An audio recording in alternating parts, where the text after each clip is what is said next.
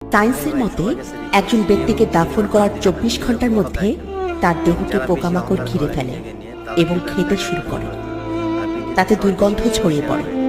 এই দুর্গন্ধ আরো পোকামাকড় ডেকে নিয়ে আসে, আর এসব পোকামাকড় দেহের গোস্ত খেতে শুরু করে। ৩ দিন পর নাক আর মুখের অবস্থা পাল্টে যায়। ৬ দিনে হাতের নখ পড়ে যায়। ৯ দিন পর মাথার চুল পড়া শুরু হয়ে যায়। মানুষের পেট ফুলে ১৭ দিন পর পেট ফেটে যায়। ৬০ দিনের মধ্যে শরীরের সমস্ত গোস্ত শেষ হয়ে যায়। ৯০ দিনের মধ্যে হাড্ডি আলাদা হয়ে যায়। হিংসা, অহংকার, লোভ, মর্যাদা, বাদশাহী সব মাটিতে মিশে যায়। কিসের এত অহংকার হে মানুষ? মাটি দিয়ে বানানো মানুষ একদিন মাটিতেই মিশে যাবে।